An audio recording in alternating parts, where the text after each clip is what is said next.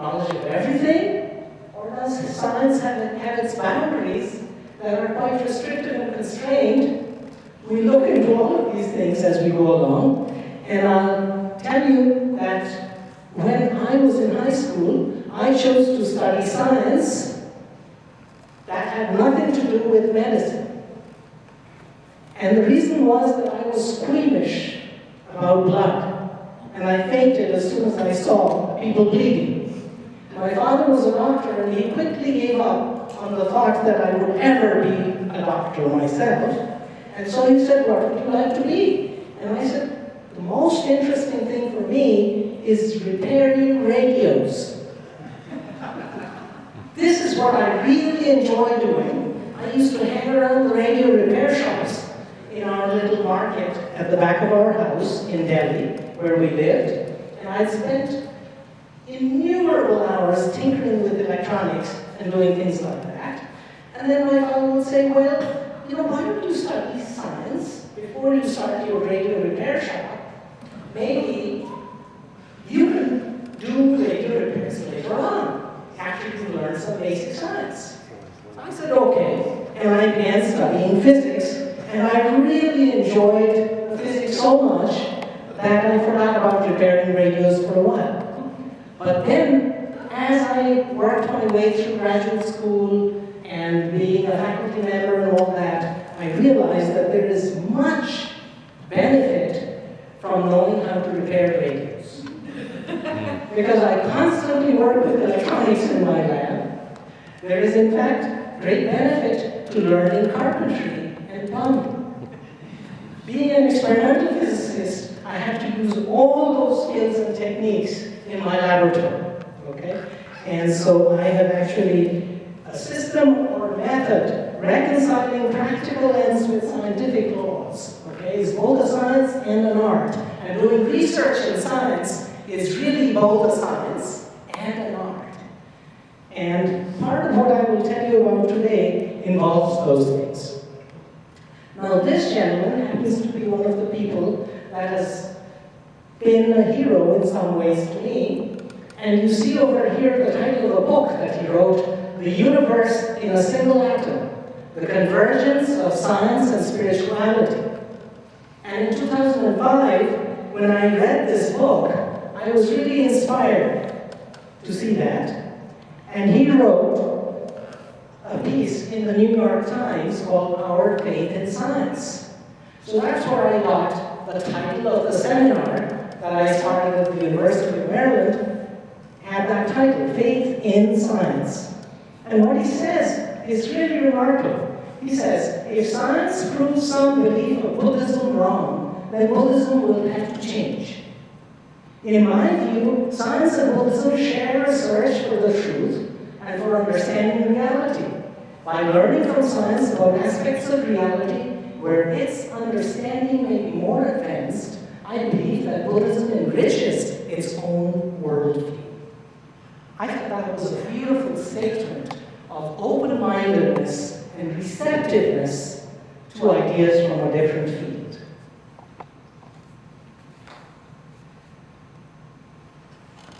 Then he went on to say that it was in the field of neuroscience that he thought that Buddhism and science had a lot to share.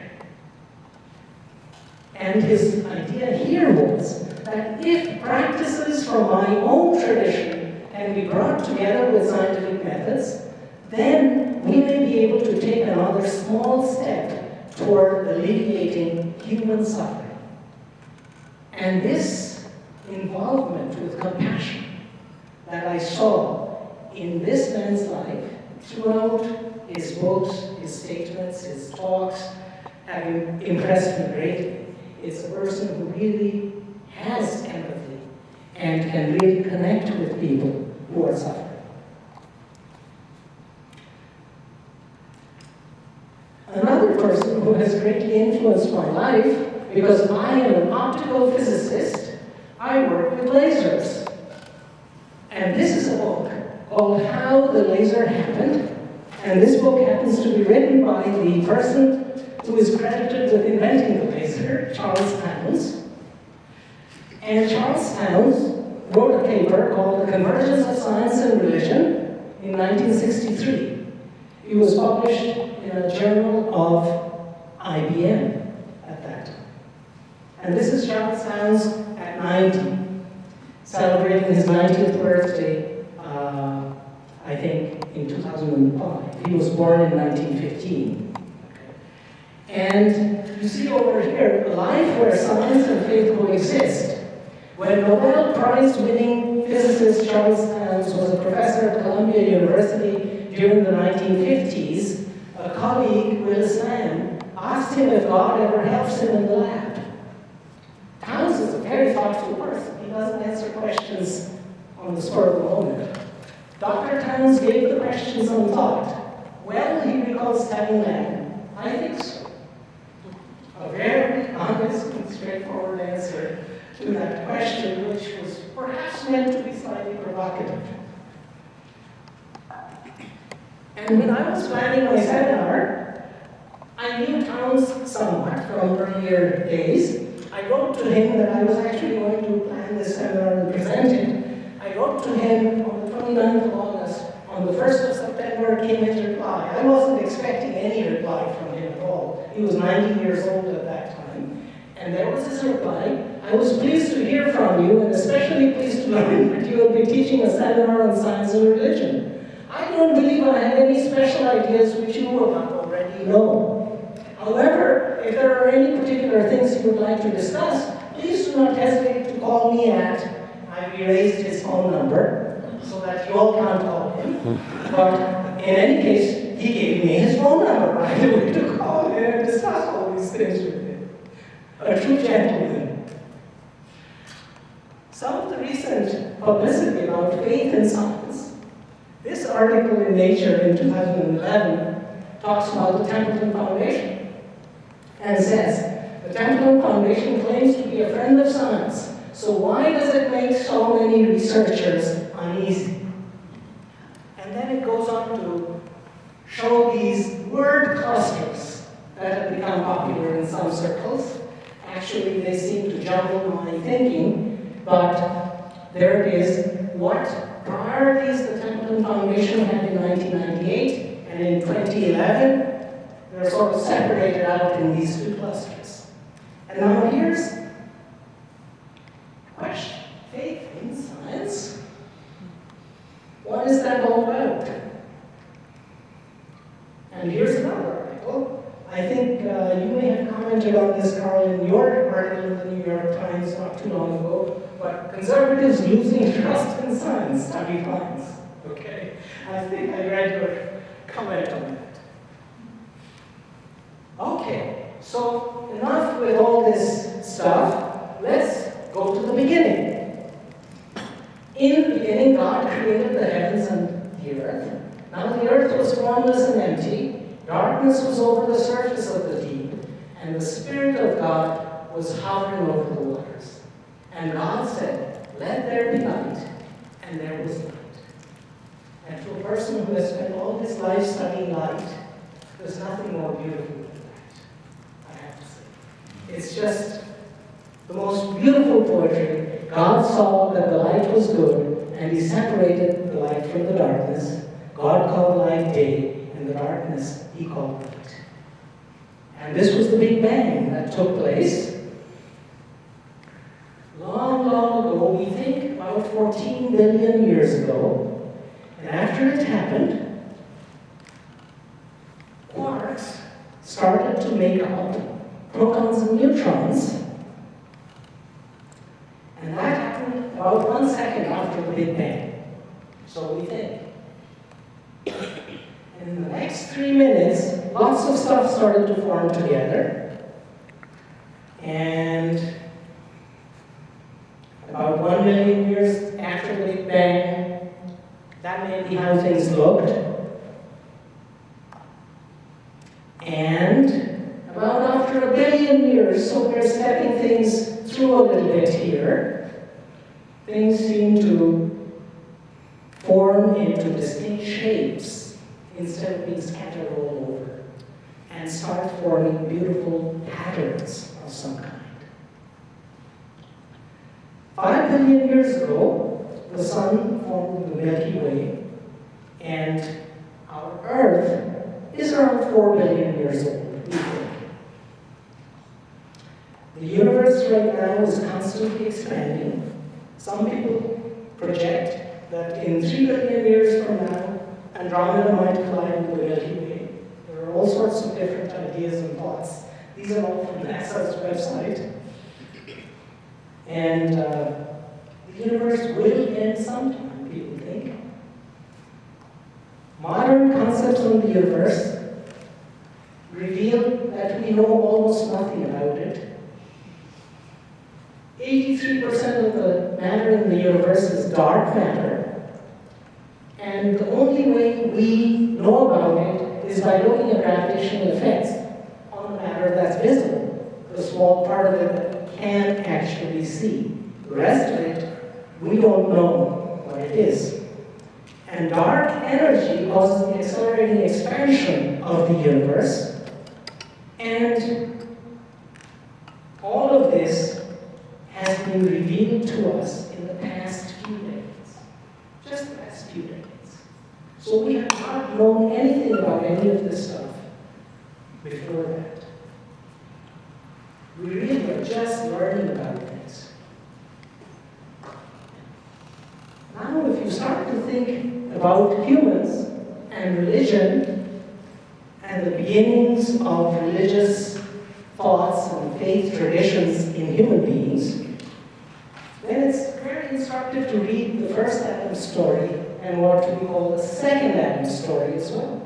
So the first Adam story says, "And God created man in his own image. In the image of God created he him, male and female created he them. Then he blesses them, saying, Be fruitful, multiply, subdue it, the earth and that which is in it." And the etymology of the word human is very interesting to explore because it is really intimately connected with who we are. And you see over there from the Standard Online Etymological Dictionary that humus means dirt or earth, and people think that has something to do with human. Very recently, I was reading a Sufi scholar from some time ago called Hazrat Inayat Khan, and he has a very beautiful book called The Mysticism of Sound and Music. It was written in the 1920s and is still one of the highly, well-selling books on Amazon. And in it, he claims that the sound gu is related to the sound of God. Okay? There's a whole tradition in Hinduism called Shabda Yoga. That means sound yoga. Shabda means sound. Yoga means unity. Unity between God and man. That's what yoga is supposed to mean. So Shabda Yoga is the unity of God and man that happens through sound. And the creation of the universe is related to sound and vibrations in an intimate way. So that's where he is talking about things, and he says, Hu and Man in Sanskrit means the mind. So human, means God-conscious beings. It's a different technology, but I thought I would. And God spoke, and it was. Yes. Okay. Exactly. And here's the second Adam story that we realize is a much more personal thing. The Lord God formed the man from the dust of the ground and breathed into his nostrils the breath of life, and the man became a living being. A most intimate connection between God and man. Picture over here. Okay. Breathing life into someone. I find that very, very beautiful.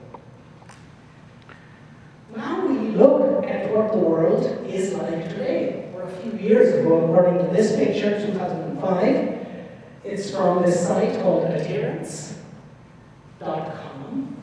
And you can see that there's a diversity of religions in this world. There are people who have different faith traditions, different ideas that are represented here in these slices of the pie. And Christianity, about 33%, Islam, now it's about 24%. It's grown since 2005. They have a bigger piece of the pie now. Non-religious probably grown a little bit too. Hinduism, about 14%. Primal, indigenous, African, Yoruba, various diasporic religions, 6%. Chinese traditional, Buddhism, about 6%. Judaism, 0.22%. Sikhism, 0.36%.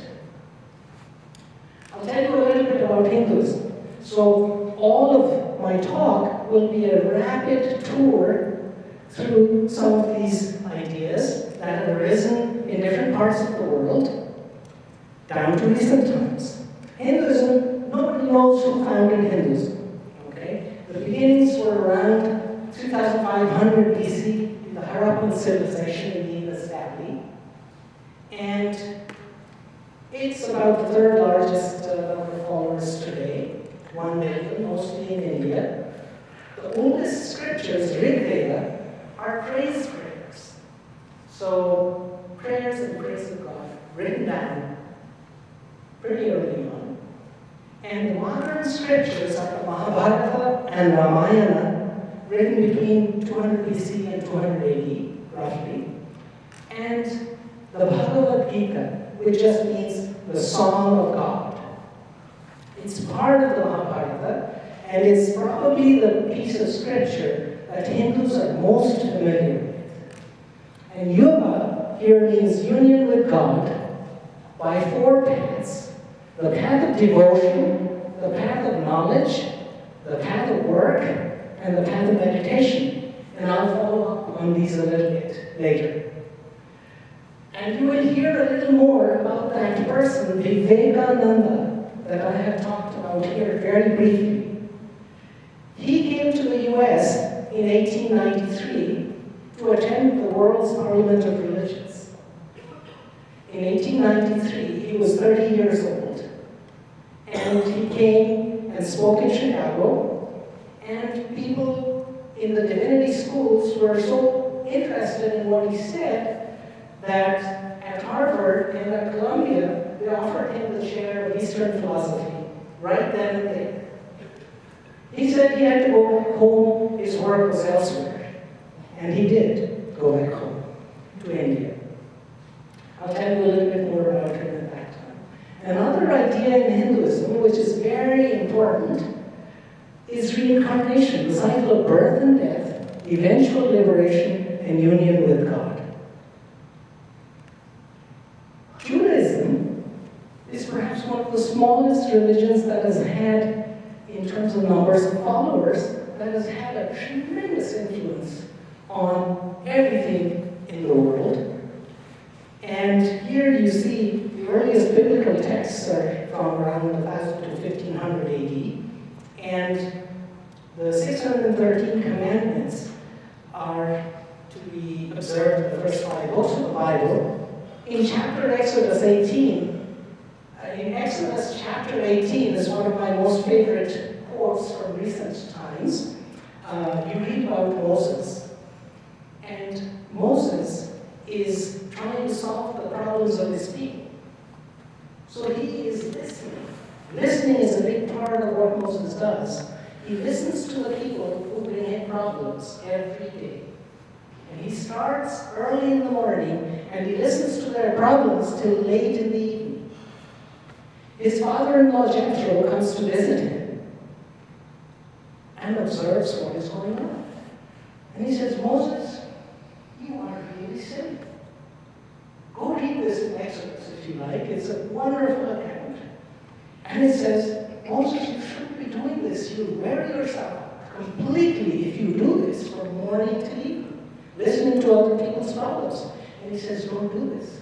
Appoint responsible people to be judges. And delegate responsibility to others who are capable to solve the problems of the people. You won't regret it. And that's what Moses did. And that's how this very important idea of management that is really prevalent today, delegation of authority and responsibility, arose quite a while back. Buddhism arose around 500 BC, and you can see it still has about 500 million followers all around the world, in mostly the Southeast Asian part of the world. And the scriptures are the sayings of the Buddha in different languages. They are in Pali, which is from Eastern India, Tibetan, Chinese, and the basic four noble truths are that life is full of suffering. Suffering is caused by cravings and desires. Suffering ends when cravings end, and this freedom can be achieved by following the Eightfold Path. The Noble Eightfold Path is to have the right views, the right intent, right speech, right conduct, right livelihood, right effort, right mindfulness, and right concentration. Quite interesting what the Buddha said. And the Buddha said, do not take anything that I say on faith. Don't trust it. Try it out for yourselves. Only when you have had that personal experience will you really learn what I'm talking about. Do not trust me. Try it out for yourself, and then believe.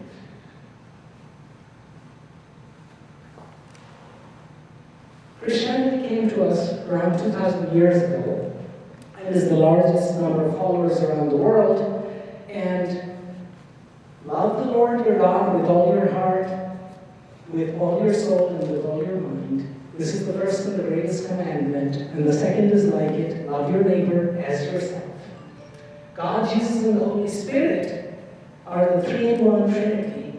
And people of other faiths and other religions have a very difficult time understanding what the Trinity is about sometimes. I was not going to make comments about people here. But Jesus lives in our hearts, and the Holy Spirit guides us in our lives every day. The forgiveness of sins and eternal life are really important ideas in Christianity.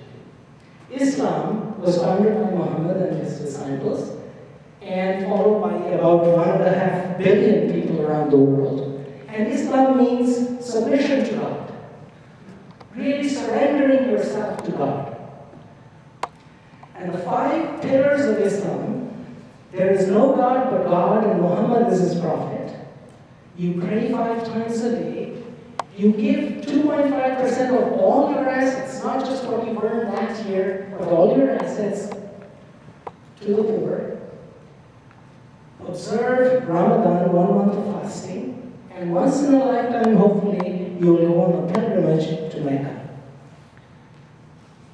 There are many other religions that I have addressed over here.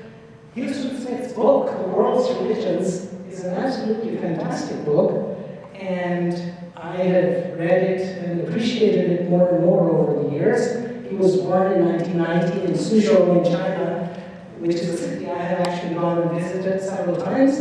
It's a wonderful place. There was a Methodist university that was first founded there in the early 1900s. One question that automatically comes up is, why are there so many religions? And Stephen Prothero, who is a professor at Boston University, in this book that is titled God is Not One, he wrote that book in 2010. It seems to me he wrote it in reaction to Houston Smith, in a certain sense, trying to sell his book through Houston Smith's book by saying that he doesn't agree with Houston Smith. That Houston was too idealized in his perception of religions. So what he tries to make out is a very interesting thesis here, which I leave for you to think about, that according to some scholars, these different religions offer solutions to problems in different societies that have arisen from different times.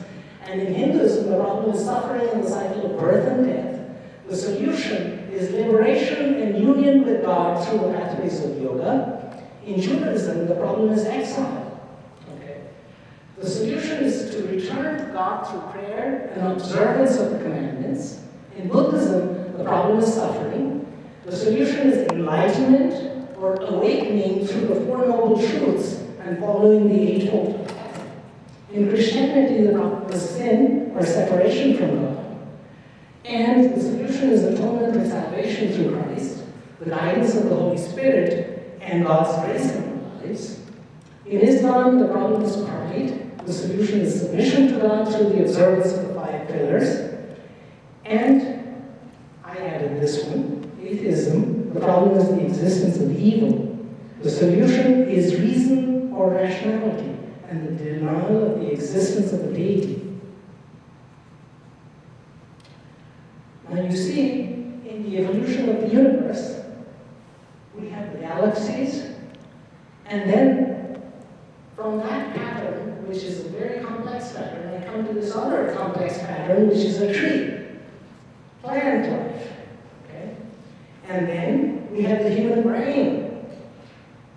And if you think about the human brain and the tree, they're absolutely beautiful examples of what one calls networks. And this is something that I'm very intrigued by and interested in my research. I want to study networks.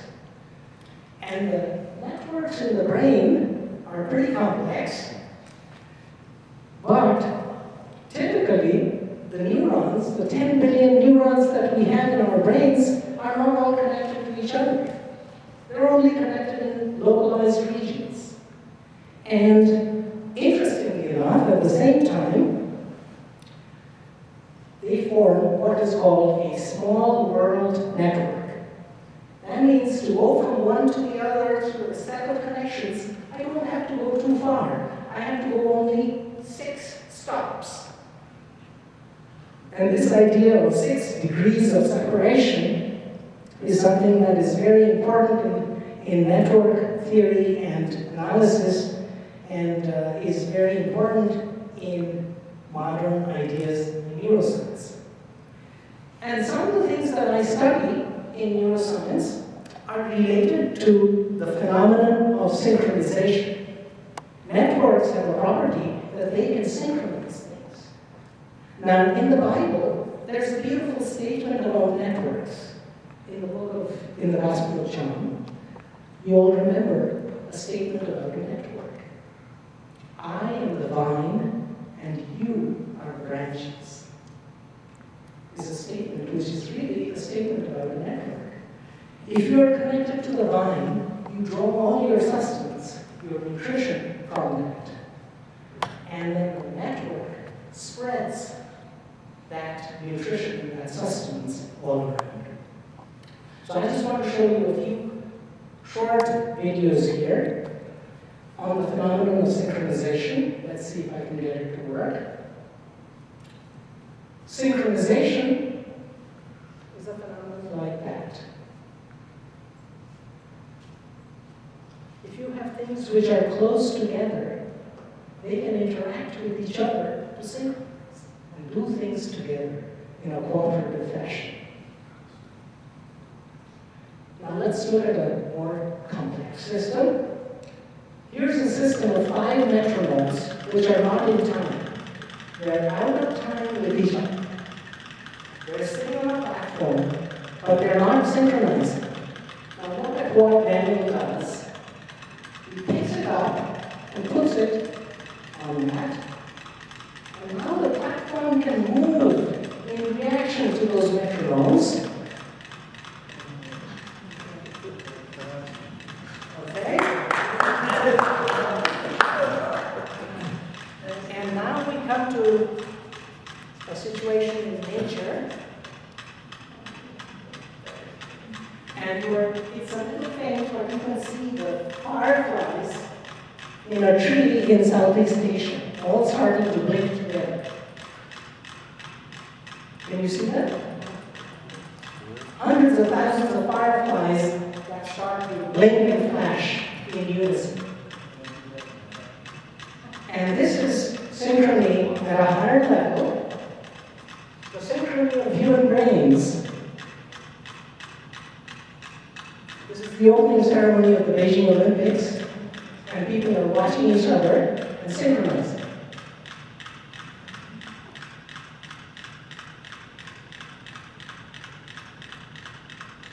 It's pretty astonishing what we can do if we pay attention. So in science, we try to discover the inner workings of the world. When did the Big Bang occur? How did it unfold? What is the structure and function of all the elements that go into life in living beings and inert matter? How do living beings function and evolve? In religion, we try to discover the inner workings of humanity. What is our place in relationship with the rest of creation? What are our goals? What are our challenges? And both these quests, which may overlap and become common at many parts of our lives, require honesty, imagination, creativity, growth, and lifelong work. I avoided the word journey because somebody here said it's highly overused. So I didn't want to use that word. Anyway, the questions that one has are, what are the goals that one has for this journey? What tools do we use? And how do we obtain and assess the information that guides us? Unexpected events can change the landscape of our lives, locally and globally. How do we adapt our search strategies and life activities when such changes occur? Well, we don't all do things the same way. We have different gifts and talents for doing these things. And you see over here this book by Isabel Briggs Myers with her son Peter Myers. And how many of you have heard of this? The Myers-Briggs tests. Maybe some of you have heard of the Myers-Briggs test. And how do we gather information and make decisions? How do we interact with others and face different circumstances? Depends on who we are. And right at the beginning of this book by Isabel Briggs Myers and her son is this quotation from Romans. For as we have many members in one body, and all members have not the same office, so we, being many, are one body, and every one members of one another. And part of this whole question of the search is to know what is to be desired in life. And here are some points that Isabel Briggs Myers makes. Do any of you know her story? It's a fascinating story. And I would say, go look up the Wikipedia article about her when you have time. But she was the son of Lyman Briggs, who was director of the National Bureau of Standards for many, many years. And she grew up here around Washington, and she was a student at Swarthmore College, studied political science. And then got married to Clarence Myers, who was a lawyer, and did her research with her mother, Catherine Cook Briggs, and they ended up with this instrument, the MBTI, as it's known today. So what is the connection of all this to Hinduism and to the yogas that I was telling you about? How much time do I have? About 15 minutes. Great. Let's look at that for a minute as we come back to the MBTI. The four yogas of Vedanta are bhakti, devotion, the path to devotion to unity with God, the path through knowledge to unity with God, the path through works, and the path through meditation. And Vivekananda, who said, you are not your body and you are not your mind, was really instrumental in studying these yogas. And next year is going to be his 150th birth anniversary. So he was one of the modern scholars about yoga that really became quite well known here in the US. And there was a recent New York Times article which talked about how yoga won the West. I don't know if any of you saw that, but yoga is now big business. There are millions of people practicing yoga. They buy outfits of all kinds. They buy yoga mats. It's huge business in the United States. And all this got started when this gentleman came to the US in 1893 and started talking about these things. But somebody else who knew about yoga from him and through his writings is Carl Gustav Jung. And Jung, of course, was very interested in the basic psychological types of human beings. And what he realized was that there are two ways of gathering information and two ways of decision making: sensing and intuition, coupled with thinking and feeling. And he grouped these together. The ST group was the Karma Yogis. The SF group was the devotion-oriented Bhakti people. The NF were the meditators, the Raja Yoga. And NT were the people who sought knowledge. And so he classified the four yogas very interestingly in his typology over here. And then, of course, these preferences or attitudes to life got added in: extroversion and introversion, judgment or perception, and they formed together a matrix of 16 things. This is big business again, with testing instruments and so on and so forth. And you see over here that 2.5 million Americans a year take the Myers-Briggs. 89 companies under the US Fortune 100 make use of it for recruitment and selection of their employees. Pretty interesting. And I want to give you the first example of a person who might fit somewhere on that matrix that I want to look at is Job. So let's look at Job a little bit. In the land of Uz, there lived a man whose name was Job. This man was blameless and upright. He feared God and shunned evil. He had 7 sons and 3 daughters, and he owned 7,000 sheep, 3,000 camels, 500 yoke of oxen, and 500 donkeys, and had a large number of servants. He was the greatest man among all the people of the East. And you see, he was prosperous, he was a leader amongst his people, he was wealthy, had everything in life, and then something went wrong. And then you see in this sketch over here from the Good News Bible, by the way, this Lady Annie is the best-selling artist of all time. If you didn't know that, you might look up on your computer and see that she has sold more drawings and pictures and things than anyone else. And Job was deprived of everything he had in a sequence of cataclysmic events. His landscape changed as he lived. And he persisted in searching for God and God's response in a most genuine and authentic fashion. He would not give up. His 3 friends came to him and gave him all sorts of advice, told him he was to blame for things that had happened to him. This idea that is so relevant even today, that if you have suffering, you must have done something to cause it. Job said, no. I am a righteous person. None of this is happening to me because I caused it to happen in some fashion through my actions. He persisted. And people have read the book of Job through the centuries in different ways. Here are 2 ways to look at Job. Carl Gustav Jung, who I talked about a minute ago, has written his commentary, Answer to Job. And he really dislikes the way God behaved with Job. In that book, he describes what he thinks. He often thought that God shouldn't be a trinity, it should be a quaternity. And the 4th part of God is evil. It's very, very interesting. How do you reconcile the suffering and evil that you see around you? This second book has a completely different way of thinking about the suffering of the innocent. But I come to my second case study now from Job. And this is Wolfgang Pauli, who is a physicist, born in 1900. And by 1930, he was making fantastic contributions to physics.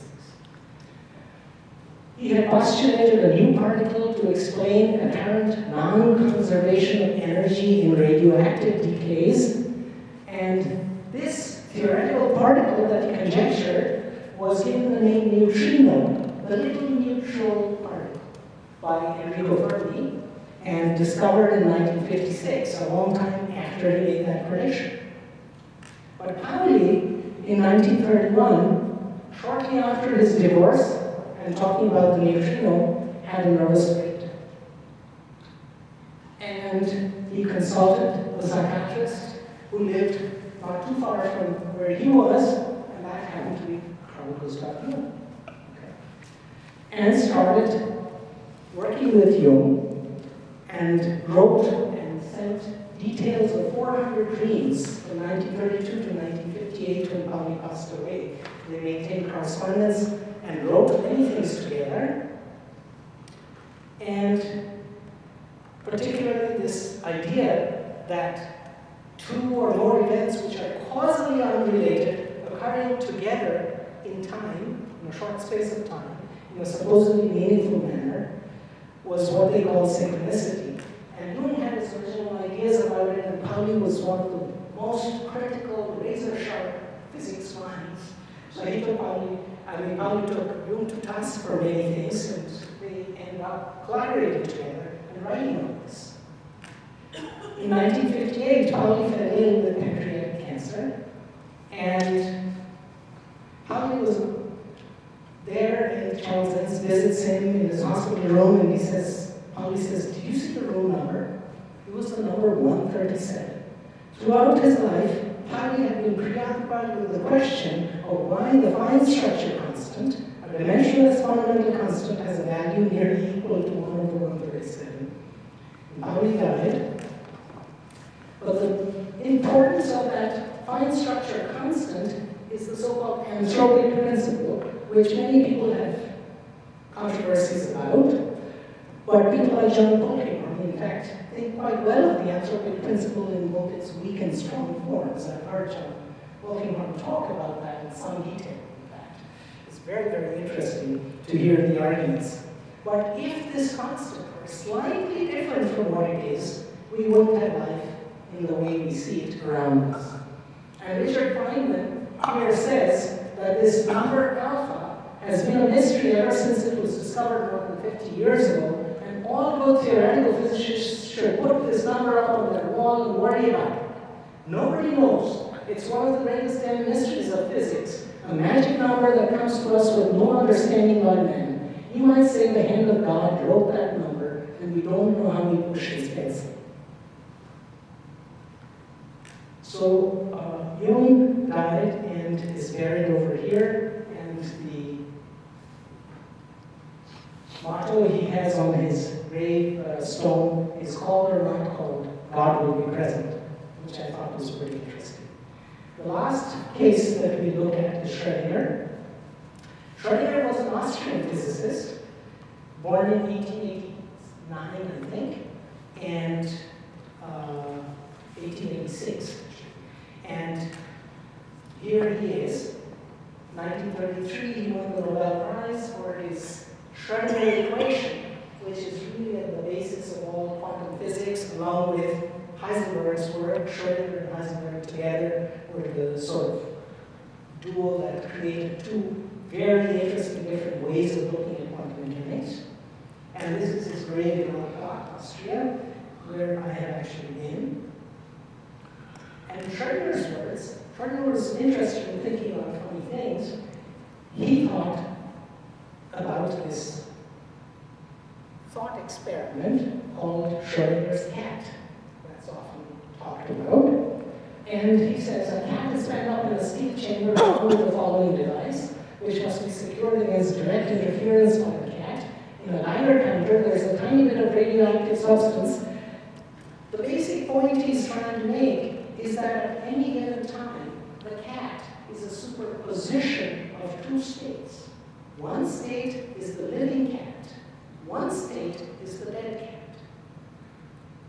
And which of those two states will actually be observed when one opens up the chamber, because this radioactive particles in there, when they decay, might trigger this device which will kill the cat or not kill it if the radioactive decay doesn't happen, and it's a probabilistic event. has been a very interesting physics problem for theoretical physicists to think about, and people have worried about the Schrödinger cat ever since Schrödinger came up with this in 1935. How to think about it in realistic terms. But Schrödinger got interested in life, and he wrote this book, What is Life? And it was the first effort by physicists, maybe not the first, but certainly one of the first very coherent, inspirational efforts, to think about how physical and chemical processes are constrained by space and time and the geometry of matter. And it inspired Francis Crick and Watson to gene research. They used data from Rosalind Franklin, as is well known by now. And February 12, 2001 marks a very important date, the human genome. All of this happened through this chain of events that you see. Schrödinger started to think about life, physics and chemistry. Crick and Watson, the Human Genome Project, all of this happened together. And then the question, of course, arises, why is there such a diversity of species? Okay. Is it because of the geometries available for molecular conformations that we have such a diversity of living beings being everything from mycoplasma, which is 10 to minus 13 grams in weight, up from there to 21 orders of magnitude to the blue whale, which is the largest known animal that we have. Why is there such diversity? And it's sort of summed up in this beautiful quotation from Thomas Merton: thought is formed and guided by objective reality outside us. Living is the constant adjustment of thought to life and life to thought in such a way that we are always growing, always experiencing new things in the old and old things in the new. Thus life is always new. And one question I have here is whether religious diversity comes to us as a consequence of having neural networks. And I'm so glad you're here. We can continue our discussion afterwards. We've been studying medical science and so on. I've been particularly interested in the formation of neural networks in our brains, how they're shaped by our experiences, our heritage, genetic heritage, of course, but the culture and the people around whom we live, how does that shape us? Okay. And Thomas Merton was one of the first people who very seriously, being a Catholic monk, he started to have dialogues with Buddhists. So, and his story is really interesting. You can read about it, but he was electrocuted in Thailand in 1968, very unhappy accident, I guess, and died well before time. But here's a quote from Schrödinger, which I think is very interesting. Schrödinger, I didn't tell you, was actually a Vedantist. So let's tie him back to Vivekananda that I started the stories with. Schrödinger had read a lot about the Vedas and the Upanishads, and his whole thinking in terms of the cat paradox, in terms of entanglement, which is a phenomenon that he coined. Okay? He says, this life of yours which you're living is not merely a piece of this entire existence, but in a certain sense the whole. You are not separate from anyone else. You are part of the whole. Only this whole is not so constituted that it can be surveyed in a single glance. So even though we are part of that whole, we don't see it immediately as an obvious fact, unless we open up our hearts and minds to thinking. And Schrödinger points this out. This, as we know, is what the Brahmins express in that sacred mystic formula, Tat Tvam Asi. This is you.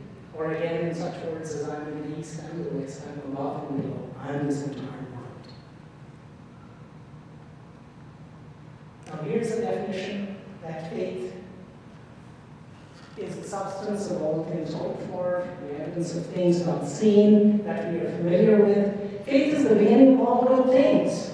Is the second quote I have up there. And you may all guess who that is from. Any guesses? Faith is the beginning of all good things. That's It's from the Buddha, Siddhartha Gautama, as he was known. Okay, let's see if you can guess who this is from. Faith is a living, daring confidence in God's grace. Yeah. Okay. Bingo. Here's another one. Faith is the bird that feels the light when the dawn is still dark. This is from a poet from India, Rabindranath Tagore. And Tagore and Einstein met in 1930, and here's a little tidbit from their conversation that took place then. Tagore says, I was discussing with Dr. Mendel today the new mathematical discoveries which tell us that in the realm of infinitesimal atoms, chance has its play. The drama of existence is not absolutely predestined in character. And Einstein replies, the facts that make science tend toward this view do not say goodbye to causality. Einstein was not going to give up on causality so quickly. And he says, one tries to understand in the hard plane how the order is. The order is there, where the big elements combine and guide existence. But in the minute elements, this order is not perceptible. And this is a poem from Tagore that I have quoted over here. Where the mind is without fear and the head is held high, where knowledge is free, where the world has not been broken up into fragments by narrow domestic walls, where words come out from the depths of truth, where tireless striving stretches its arms towards the perfection, where the clear stream of reason has not lost its way into the dreary desert sand of dead habit, where the mind is led forward by thee into ever-widening thought and action, into that heaven of freedom, my Father, led this world awake. And Aung San Suu Kyi says that she read this poem and was inspired by it a lot. And then I think of this little poem, which inspires me a lot, all the time. And I will come to the end of my talk by giving a few acknowledgments over here. And finally, I want to acknowledge the person that made me aware of extroverts and introverts. And I don't know what you would think, am I an extrovert or an introvert? And I'll tell you the results of my Myers-Briggs. What do you think? Introvert. Total introvert. You're a compensating introvert. Total introvert. Okay. And the person who told me about extroverts and introverts was Lucy Rose, who's in that picture. She died of breast cancer in 1997. She was professor of homiletics at Columbia Seminary in Toronto. And I was fortunate enough to go to church with her for many, many years. And she was the person that examined me when I was supposed to become an elder in the church. And she discovered I knew nothing about nothing. And she said, Raj, it's okay, you'll learn. There's no problem. But the way she got me interested in Myers-Briggs was through cats. So I'll end with that story. As soon as we bought our first house in Atlanta in 1987, Lucy came to our door one day and said, Raj and Katie, you guys, you have a house now. You have to have a kitten. And she had 2 kittens that had been deposited on her front porch. And she said, one of them is an introvert, and one of them is an extrovert. And so the one that I'm going to give you is the introvert kitten. That's the one you're going to get. And so I kept thinking, what should we name her? And we named her Aida, because I for introvert, Aida, became the name. And Lucy, Jerry, and their daughter were a part of our church. It was a tiny 40-person church that served as a sanctuary for homeless people during the week. And on weekends, we would move the mattresses out of the sanctuary and have worship. And the church is now closed down in Atlanta, but it's run as a shelter full time. So I remember people like that who have made such a difference in my life and been such a wonderful inspiration from time to time at different times. Thank you so much for your attention and being here, and I welcome